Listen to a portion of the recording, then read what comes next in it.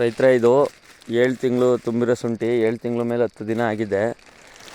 ಶುಂಠಿ ಈಗ ಕಲ್ಲರ್ಗೆ ಒಣಗೋ ಕಲ್ಲರ್ಗೆ ತಿರ್ಕೊಂತ ಇದೆ. ಎಲೆ ತುದಿ ಎಲ್ಲ ಒಣಗ್ತೈತೆ ಹಿಂಗೆ.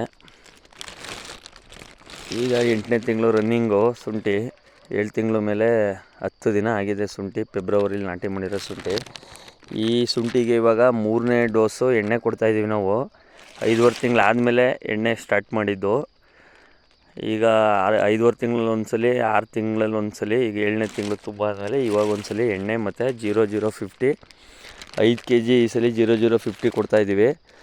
ಮೊದಲೊಂದು ಸತಿ EDT ಮೈಕ್ರೋನ್ಯೂಟ್ರೆಂಟ್ ಜೊತೆ ಕೊಟ್ಟಿದ್ದು, ಅದಾದಮೇಲೆ ಗೊಬ್ಬರ ಕೊಟ್ಬಿಟ್ಟು ಒಂದ್ಸಲಿ ಎಣ್ಣೆ ಕೊಟ್ಟಿದ್ದು. ಇವಾಗ 0050 ಒಂದು ಬ್ಯಾರೆಲ್ಗೆ 5 kg,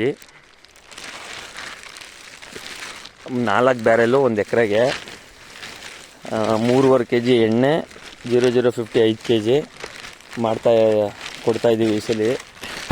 ಇದಕ್ಕೆ 5.5 ತಿಂಗಳು 7 ತಿಂಗಳ ಮೇಲೆ 10 ದಿನ ಆಗಿದೆ. ಈಗ 8ನೇ ತಿಂಗಳು ರನ್ನಿಂಗ್ ಇರೋ ಶುಂಠಿ ಇದು. ನೋಡಿ, ಕೆಲವು ಕಡೆ ಸ್ವಲ್ಪ ತರಗು ಜಾಸ್ತಿ ಇದೆ, ಕೆಲವು ಕಡೆ ಇನ್ನೂ ಹಸ್ರಿದೆ. ಈ ಥರ ಇದೆ ಪ್ಲಾಟು. ಇವಾಗ ಈ ಶುಂಠಿಗೆ ಎಣ್ಣೆ ಮತ್ತು ಬೇವಿನ ಎಣ್ಣೆ ಮತ್ತು ಕಲ್ಚರು ಮತ್ತು 0050 ಒಂದು ಬ್ಯಾರೆಲ್ಗೆ 5 kg ಹಾಕಿ ಇವಾಗ ಕೊಡ್ತಾಯಿದ್ದೀವಿ. ಇದು ಇನ್ನು ನೋಡ್ಬೋದು ನೀವು, ಇನ್ನೂ ಬುಡ ಎಲ್ಲ ಹಸ್ರಾಗದೆ. ಮೇಲ್ಗಡೆ ತುದಿ ಎಲೆ ಮಾತ್ರ ಒಣಗಿರೋದು. ನೋಡಿ, ಬುಡ ಎಲ್ಲ ಇನ್ನೂ ಹಸ್ರಾಗಿದೆ.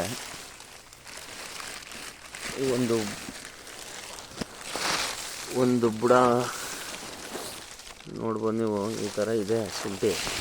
ಮೇಲ್ಗಡೆ ಆ ಥರ ತುದಿ ಎಲೆ ಒಣಗಿದ್ರೂ ಒಳಗಡೆ ಇನ್ನೂ ಬುಡ ಇನ್ನೂ ಒಂದು ಚೂರು ಏನೂ ಆಗಿಲ್ಲ.